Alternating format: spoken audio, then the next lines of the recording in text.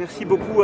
Je vais dans un instant voir le Premier ministre Modi et pouvoir avoir un entretien conclusif à cette visite bilatérale et ce sommet sur l'intelligence artificielle. Je voulais en quelques mots vous rendre compte et répondre à vos questions. D'abord, on a pu, lors d'une visite bilatérale, confirmer l'agenda entre l'Inde et la France. C'est ma 4e visite bilatérale en tant que président. Le Premier ministre est venu aussi à plusieurs reprises. On s'est vu plus d'une vingtaine de fois et nous avons consolidé ces dernières années une relation très forte qui nourrit un agenda extrêmement dense autour d'une même vision de l'Indo-Pacifique, d'une volonté aussi de ne subir aucune forme d'hégémonie ou de vassalisation dans la région, ni d'être dans une position de quelque façon conflictuelle. Et donc on a construit ces dernières années des relations très fortes que cette visite a permis de consolider, en particulier en matière de défense.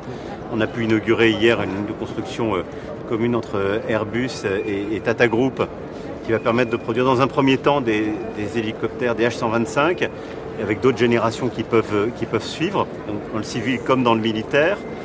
On a pu confirmer la relation très forte que nous avons dans l'aviation de chasse avec les Rafales, pouvoir poursuivre aussi en matière de motorisation de beaucoup d'équipements indiens et également poursuivre nos travaux communs sur les sous-marins, puisque la France a déjà doté de 6 Scorpènes la marine indienne et nous sommes en discussion pour aller plus loin. Et donc la défense est clairement un pilier de cette relation. Au-delà de ça, nous avons les liens technologiques et la coopération scientifique. Nous avons pu l'illustrer hier à l'université avec les liens entre nos organismes de recherche, grandes écoles, à travers le programme Rush, notre volonté d'aller aux 30 000 étudiants en 2030, volonté réaffirmée par nous deux, et puis nous avons pu ouvrir un laboratoire commun, en particulier sur la recherche médicale et en matière de cerveau et d'IA et de santé, entre PSL, l'Institut du cerveau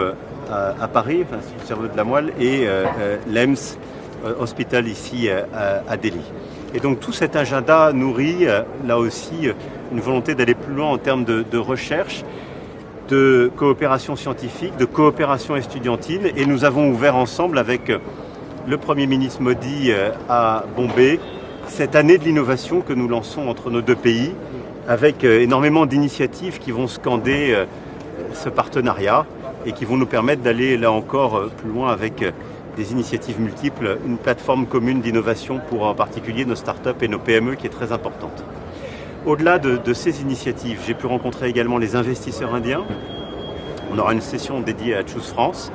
On a beaucoup d'Indiens qui ont investi ces dernières années en France dans l'industrie lourde. On souhaite encore en avoir. Il y a plusieurs projets d'investissement dans le domaine industriel, mais également dans l'innovation technologique. Et donc on a eu une session dédiée à Bombay. Et puis nous souhaitons aller encore plus loin également en matière d'industrie culturelle et créative. Le cinéma français est une source d'attraction et d'inspiration ici, comme Bollywood l'est. Et donc j'ai eu une session dédiée sur ce sujet à Bombay. Et là aussi on a décidé de nouvelles coproductions. Et ce que nous cherchons à faire, c'est à la fois d'avoir plus de tournages en France, en particulier dans les studios que nous avons ouverts, et davantage de coproductions et de scénarios coécrits. Au-delà de cet agenda bilatéral, le sommet qui s'est tenu aujourd'hui, qui était la suite de celui que nous avions coprésidé à Paris l'année dernière, était pour nous très important, parce qu'avec l'Inde, nous avons une même vision de l'intelligence artificielle. Nous croyons dans l'innovation et nous voulons développer les data centers, les modèles, les investissements technologiques dans nos deux pays. Nous voulons que ce soit au service de tous et donc nous avons dans nos deux pays un agenda d'adoption de l'intelligence artificielle, d'inclusivité. Et le Premier ministre a annoncé plusieurs initiatives fortes qui viennent compléter ce que nous avons fait aussi en novembre dernier sur Adopt AI.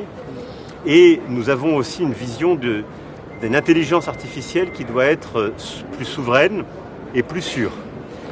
Et à cet égard, ce sommet a été l'occasion pour le Premier ministre Modi de confirmer qu'il suit notre initiative d'interdiction des réseaux sociaux aux plus jeunes.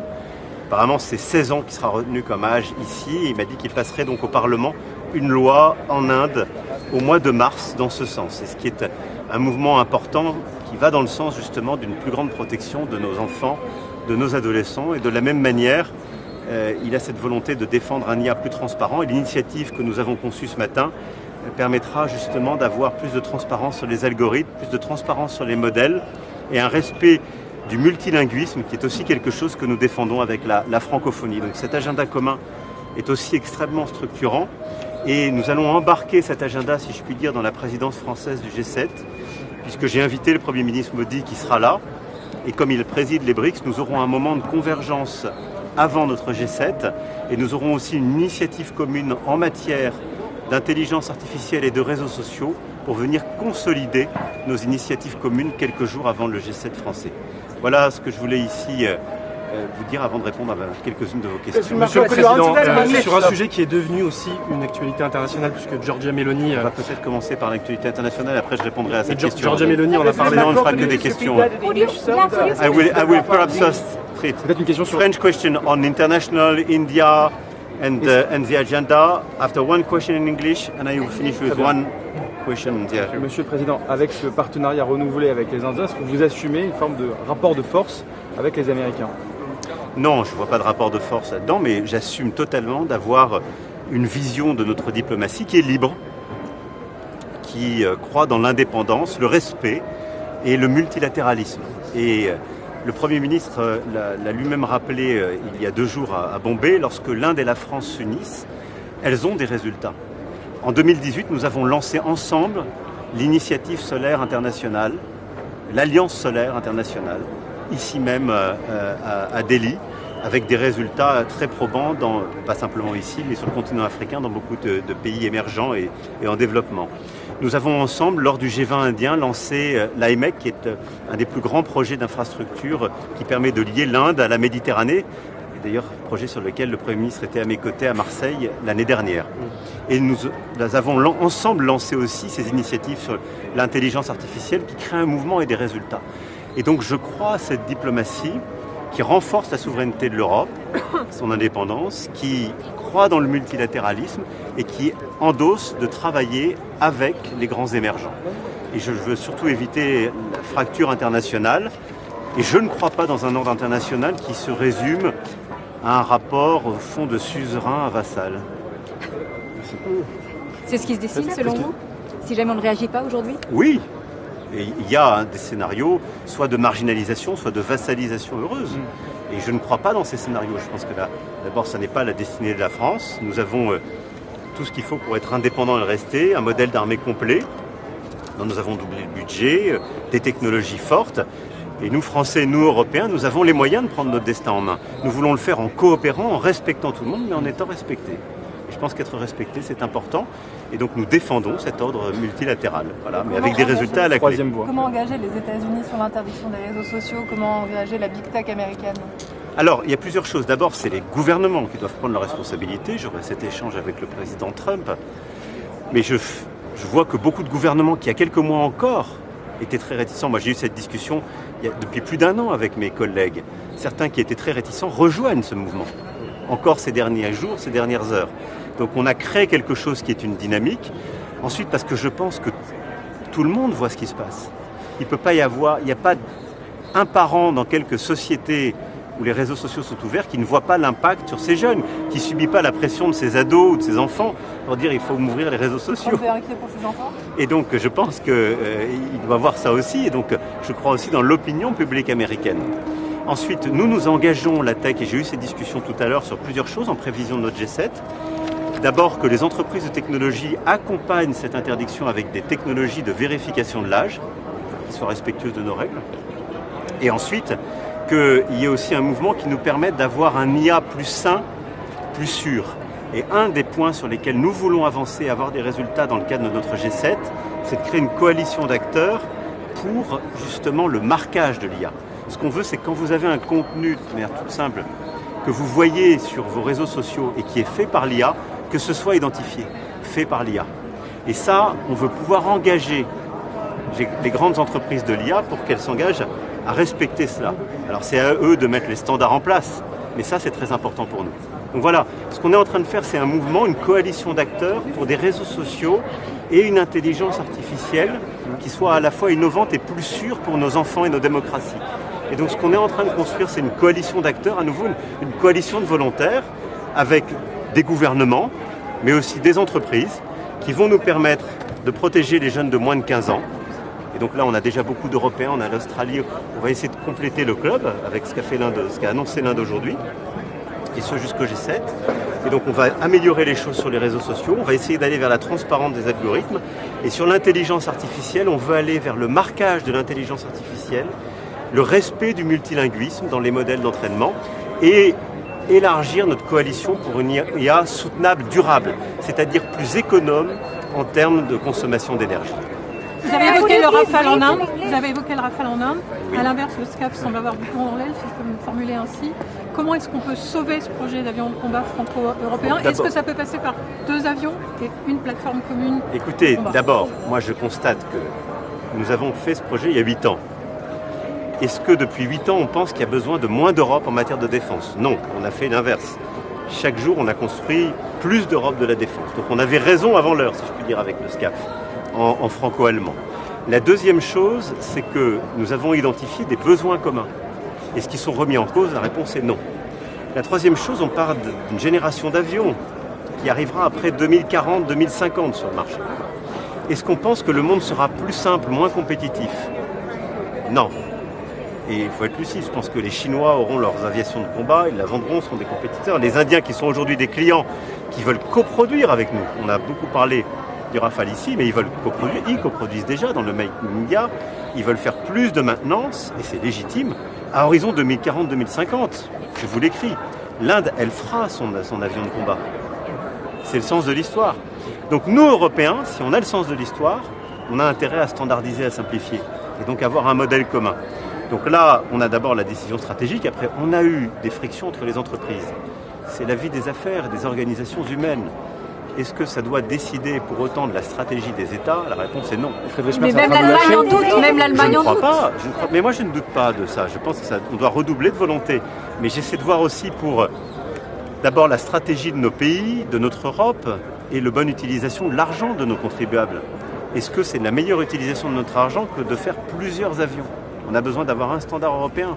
Si on fait un standard ensemble, il est inarrêtable. Il n'y a pas les Ça, j'ai fini sur l'international. Between India and France and the importance of the 114 aircraft deal that's now being looked at, the Rafale.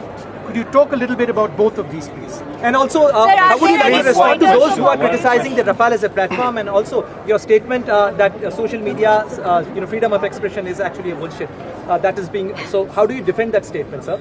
Sir, are there any pointer of cooperation from both the countries agreed upon in the summit? Yes, we agreed upon a lot of cooperations. Like building up what we already decided in defense, and increasing through innovation, because we launched Innovation Year, culture and creative industries, research and so on. So we have a very strong relation, and I just would like to amend your statement, if I may. We don't have just a strategic partnership. We have a special global strategic partnership, which is unique, both for India and France. Yes. On Rafale, what we want to do is to expand. So India confirmed few days ago its willingness to indeed command a new bunch of Rafale, 114, and to co-produce. So the Make in India will be core in this new command. And on top of that, what we want to do is to improve the cooperation in maintenance capacities, in terms of diversification of approach, and to be much more, I would say, in a sort of mutual agreement cooperation.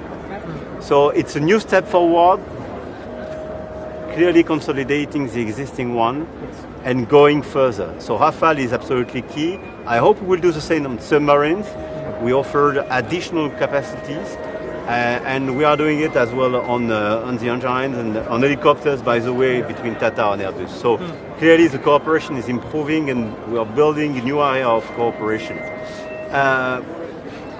About the criticism about Rafale aircrafts, many people were criticizing, but do you think that there will be 50% indigenous component in Rafale aircrafts? We are always increasing indigenous components. It's part of this dialogue between the company and your government.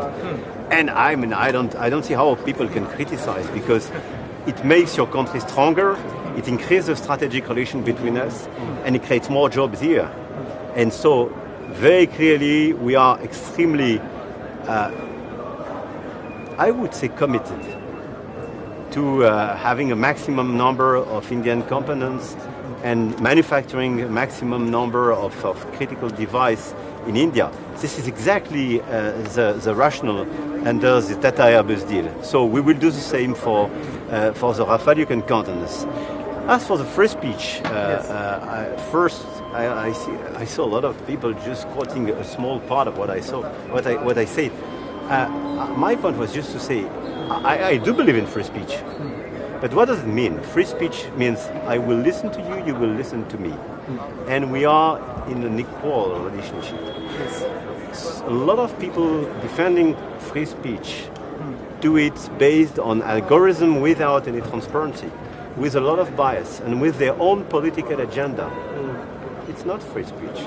And when people clearly help hatred speech, racist speech, to be spread all around the place, it's not about free speech. It's a jungle. So I really believe in free speech based on respect and transparency, because this is free speech in democracy. And as for the bilateral relationship, I really believe it's at the highest point. And we want to do much more again because it's based on our relations. This is why I invited Prime Minister Modi in state visit in June in France, and he will come and he will be the special guest of our G7 as the president of the BRICS. And I will come back next year. He invited me and I would honor this invitation to go further. Monsieur le Président, retour en France pour terminer sur l'affaire Quentin Durand qui fracture une partie de la classe politique française. L'Europe aussi, Giorgia Meloni part d'une blessure pour l'Europe. Quel est votre sentiment d'abord sur le dernier développement de cette affaire, notamment l'implication de plusieurs collaborateurs d'un député LFI? Et puis plus globalement, est-ce que comme votre Premier ministre, vous appelez la France insoumise à faire, je cite, le ménage dans ses rangs? D'abord et avant tout, je n'oublie pas qu'il s'agit là d'un jeune de nos compatriotes qui a été tué.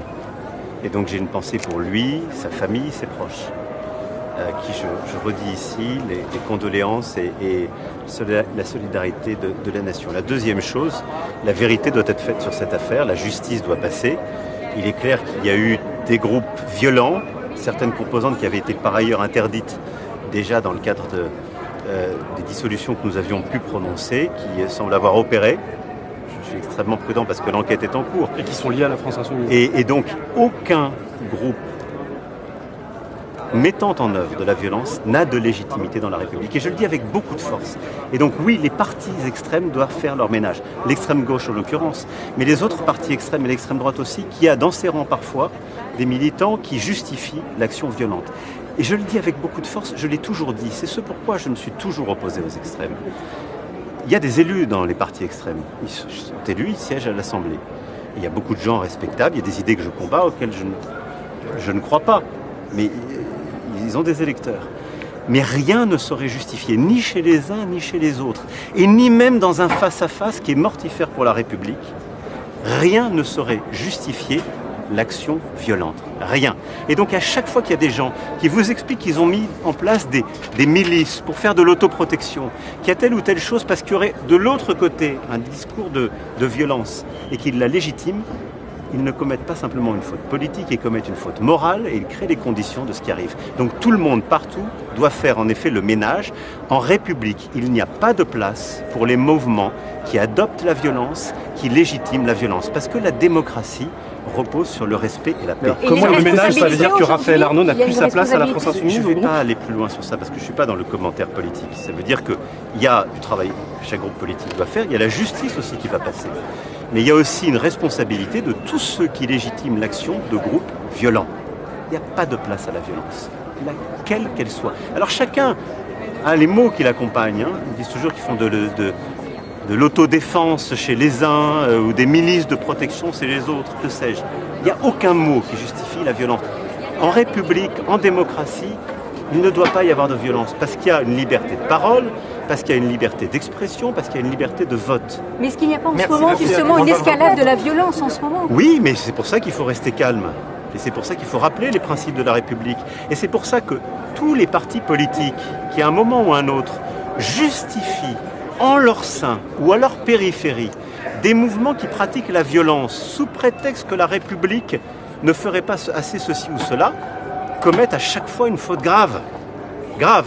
Et donc là, en l'espèce, c'est un mouvement d'action violente qui est lié à l'extrême gauche. Donc très clairement, 1, la justice doit passer, 2, les responsables politiques qui ont quelque accointance que ce soit doivent prendre leurs responsabilités et elle doit être démocratiquement, politiquement discutée. Ensuite, il y a de l'autre côté à l'extrême droite également des mouvements violents. Ces mouvements doivent être combattus, continuer d'être éradiqués et rien ne saurait les justifier. Mais n'entrons pas dans un face-à-face. Et quant aux autres commentaires politiques que je vois, je suis toujours frappé de voir que les gens qui sont nationalistes, qui ne veulent pas qu'on les embête chez eux, sont toujours les premiers à commenter ce qui se passe chez les autres. Que chacun reste chez soi et les moutons seront bien gardés. Ça, c'est pour Georgia Meloni. Monsieur le Président, le prince Andrew a été arrêté à son domicile ce matin dans le cadre de l'affaire Epstein. Quel est votre commentaire? Je ne vais pas faire plus de commentaires, évidemment, ça, j'imagine combien ça peut choquer le peuple britannique. Après, la justice passe, il y a une volonté qui est de laisser la justice travailler, de transparence, et donc je n'ai pas de commentaires à faire qui puissent Comment on nous dit que cette brutalisation va la casser de 2027 pour éviter ce face-à-face? Mais en prenant tous ses responsabilités, je le dis, là, c'est un moment de responsabilité pour toutes les formations politiques. Quiconque veut défendre ses idées, aller aux urnes, convaincre, n'a pas le droit d'utiliser la violence. Quiconque veut défendre ses idées, quels que soient ses idéaux, et je peux être en accord, en désaccord, vous pouvez être en accord, en désaccord, ils sont à respecter.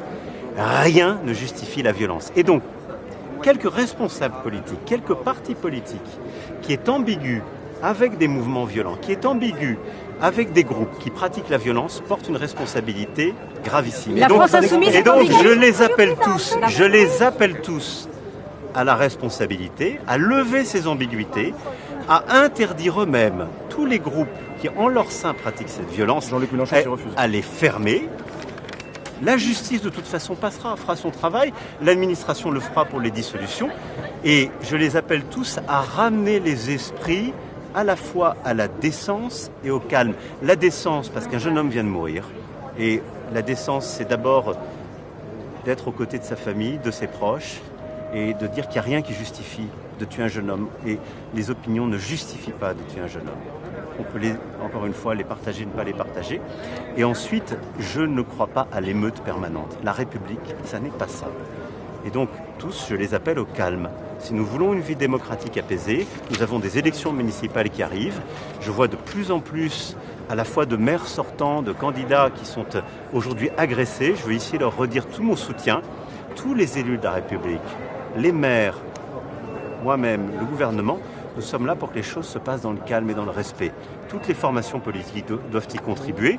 Le gouvernement est mobilisé, est à sa tâche pour que les conditions du respect de chacun, de la sécurité soient assurées. Mais chacun a sa part de responsabilité. Est-ce que vous avez aucune alliance avec LFI?